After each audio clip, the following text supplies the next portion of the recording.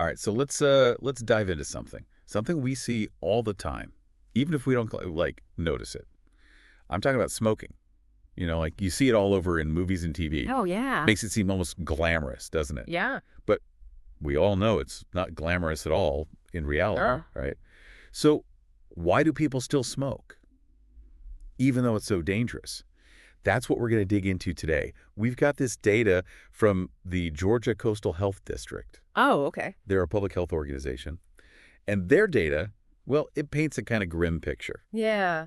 Well, it is interesting. Even with all the stuff you see, all the campaigns and everything, trying to, get people to stop, the numbers are still pretty wild. Yeah, it's like this tug of war between knowing it's bad and the reality. So let's start big picture, like the global impact. Mm-hmm. Did you know 5.4 million people die every year from using tobacco? That is, wow, that's a lot. It's one person every 6 seconds. Every 6 seconds. Yeah. So put that another way, that's like 1 in 10 adults dying around the world. Geez, those numbers are hard to wrap your head around. And think about this. Up to half of all the people who use tobacco end up dying because of it. Right. It really is a global epidemic. I mean, there's over 1 billion smokers on the planet. Yeah, and driving that epidemic, nicotine addiction, it's a strong addiction. And when people try to quit, their bodies, they fight back. Really? Yeah. They go through like these painful withdrawals. It's almost like the addiction is trying to survive. Like it throws a fit when you try to quit. So it's not just willpower then. It's like a real physical thing you got to fight. Oh, absolutely. I've even heard that some smokers will like change how they smoke. Like they'll inhale deeper just to keep the nicotine levels up. Yeah. So they can avoid the withdrawals. It's true. Wow. That's kind of scary. It really shows you how sneaky addiction can be. Yeah. So let's talk about young people and smoking. This is where it gets especially worrying. Okay. So get this. Half of all adults who smoke, they were already regular smokers by 18. Half. By 18. That's pretty young. I mean, those are such important years, for making choices that'll affect you later. Definitely. Critical years. And it gets worse. 90%. 90% of smokers started by 21. Wow. Okay. So we got to address this early, it sounds like. Yeah. Okay, get ready for this one. About 4,000 kids, ages 12 to 17, they try their first cigarette every single day. That's a huge number. It is. And of those 4,000, about 1,300 become regular smokers. And sadly, the stats say half of those will end up dying from it. Oh, man. That's just heartbreaking. They have so much life ahead of them. There was a study back in 2007 found that 20% of high schoolers had smoked in the past month. 20%. Gee, it doesn't stop there. Yeah. We're talking pregnant women, too. Smoking during pregnancy, I mean. Yeah. The rates, they're troubling, especially among teens and young adults. Yeah, that's a worry. In 2005, 16.6% of females between 15 and 19 smoked while pregnant. And for women 20 to 24, it's 18.6%. But those numbers are, well, they're concerning. Especially during pregnancy, Yeah. It's like it's affecting generations. So what about like how easy it is for kids to get cigarettes? Are we doing enough to stop underage smoking? That's a good point. And this might surprise you. A study in 2004, they found that over 70% of middle schoolers who smoked weren't even asked for ID when they tried to buy cigarettes. Wait, seriously? Over 70%? Yeah. And almost 67% weren't refused a sale because of their age. That's crazy. I know. It shouldn't be that easy for them to get cigarettes. It's like the law isn't really working, is it? It's a complex problem. You're But yeah, access is definitely a big part of it. It makes you think about the messages kids are getting about smoking, I mean. Not just directly, but indirectly too. Right. So beyond just getting them, there's another thing. The link between tobacco and other risky behaviors. Oh, yeah, like a gateway, right? Exactly. They call it a gateway drug for a reason. Kids who said they smoked in the past month, they were 3 times more likely to drink alcohol, 8 times more likely to smoke pot, and get this, 22 times more likely to use cocaine compared to non-smokers. Those are powerful numbers. When you think about it big picture, it's clear. Early tobacco use, it has consequences. For everyone, not just the smoker. Yeah. So it's not just the individual. It's like it affects society, too. Exactly. Yeah. And remember how we said young smokers are more likely to get really hooked on nicotine? Yeah. Well, that makes them vulnerable, and that can have effects that last their whole lives. Yeah. It sets them up for problems down the road. Mm. It's not all peer pressure, though, is it? I mean, there's the media, too. Smoking shown in movies and stuff. Right, you can't ignore that. Think about all the times you see it in movies on TV. They make it look cool, rebellious, even sophisticated. Yeah. Yeah, it's like they're making it seem normal or even glamorous. Exactly. And that can really affect young people, how they see it, how they choose. There was a study found that teenagers, they were more likely to start smoking if they saw a lot of smoking in movies. Like Yeah. 2.6 times more likely. Wow. 2.6 times. That's a big difference. It's like those images, they get stuck in their heads. Yeah. Like planting a seed. Almost like the media is saying it's okay, even though it's really, really dangerous. So it's complicated then. Yeah. You got how easy it is to get, how the media shows it, and then just how vulnerable people are, especially when they're young. It's a lot of factors all mixed together. Yeah. And it's not as easy as just saying, don't smoke. Right. And what we've learned, it seems like what happens early on, when you're young, I mean, Yeah. it can affect your health for your whole life. It really can. The choices we make early on, they have consequences. And those consequences, they can stick around.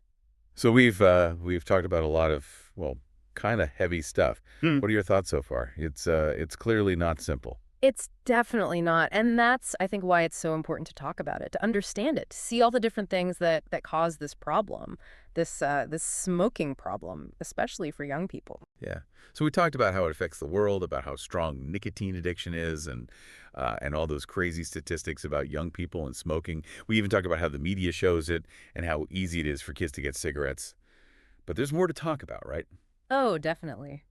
We've talked about what's happening, but now we need to figure out why. Why are young people still starting to smoke? Even though they know it's bad for them, what's going on in their heads, what's going on in society, and most importantly, what can we do about it, all of us? What can we do to change things? Those are really good questions, and we're going to dig into those in the next part of our deep dive. Okay, so we're back and ready to get even deeper into this whole smoking thing. Before we were talking about all those statistics, especially about young people. Starting young, it seems like it can make that nicotine addiction even worse, like really bad. But it's not just a physical thing, right? It's in your head too. Oh, for sure. Smoking gets tied up with all sorts of things, like how you socialize, how you deal with stress, even like who you think you are, especially when you're young. So it's like a way to cope or to fit in. Exactly. Think about it. A lot of young people, they start because their friends are doing it, or they want to seem cool, or rebellious. Like peer pressure is huge. And the media doesn't help, right? You see it all the time in movies, TV, smoking tied to these attractive characters, rebellious characters. And that can get into your head, especially when you're young. Oh, yeah. It normalizes it, makes it seem okay, even cool. But we can't forget about the nicotine itself. It's a drug, a powerful one. It messes with your brain, releases dopamine, makes you feel good, rewarding. It's like your brain gets hijacked by that chemical reaction. Exactly. And that rush you get. It Yeah. makes you want to do it again, makes it harder to stop. So it's this mix of your friends, how you think, and then this physical addiction. Yeah, a tough cycle to break. So that explains why it's so hard to quit, especially for young people. Yeah. But knowing all this, what can we even do? Are we just stuck with these statistics forever? No, not at all. There's a lot we can do as individuals, as a society. Education is it's key.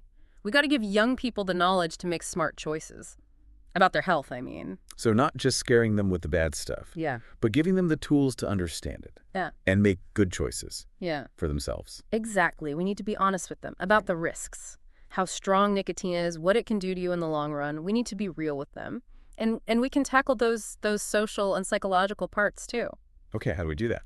We can teach them how to say no to peer pressure, I mean, how to handle stress in healthier ways, how to feel good about themselves without needing to smoke. So like giving them confidence to say no Yeah. and healthy ways to deal with stuff. Exactly. And as a society, well, we can push for stronger rules, like raising the age to buy cigarettes, banning smoking in public, making cigarettes more expensive, and those campaigns, the public health ones. Yeah. We got to support those. They can help debunk those myths about smoking and show how the tobacco industry, how they're trying to trick people. So basically, we got to make it harder to start and easier to quit. That's the idea. We need to change like how we think about smoking as a society.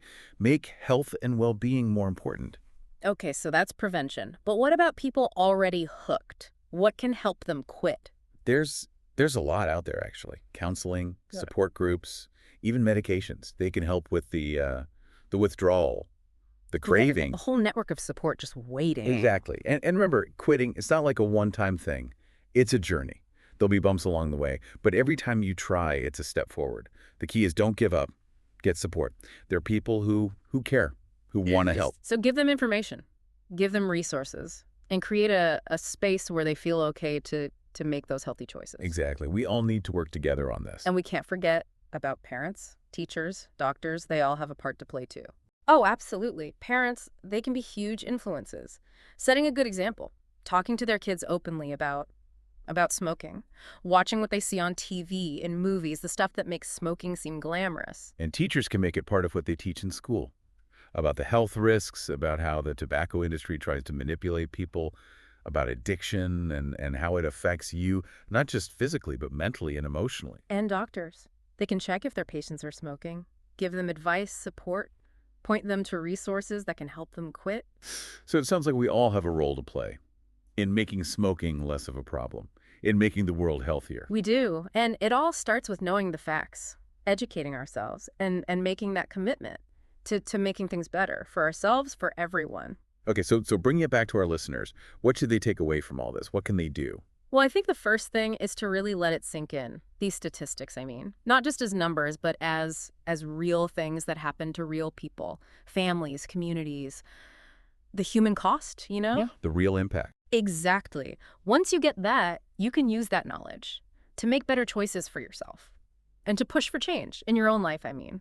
Talk to your friends, your family about smoking, especially young people who might be, thinking about trying it or who are already smoking. Be that voice of reason, that source of good information.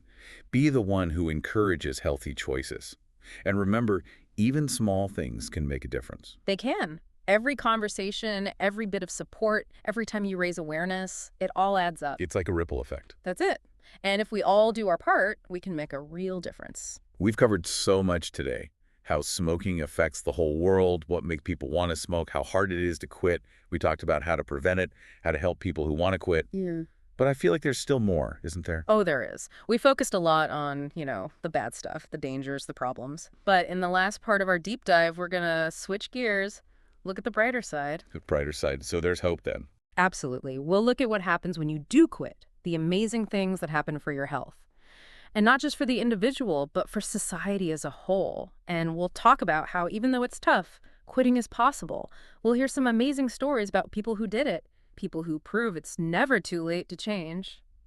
All right, so we're back. Last part of our deep dive into all this smoking stuff. And, after all that kind of heavy stuff we talked about, I think it's time for a more positive outlook. We talked about the risks, the problems, all those statistics. But what about the flip side? Like, what happens when someone actually quits? Well, that's where things get really exciting. Quitting smoking, it's like hitting reset on your health. Not just about avoiding bad stuff. It's about good stuff happening. Stuff that can change your whole life. So it's more than just, like, dodging a bad thing. It's about actually making your health better. Like, real noticeable changes. Exactly. It's about getting your health back. Right. Feeling alive again. And one of the first things you'll notice, you can breathe easier. Like, just a few days after you quit, your lungs start to clear out all that gunk, the tar and stuff. It starts to go away. So you can actually feel a difference that fast. That's pretty motivating. It is.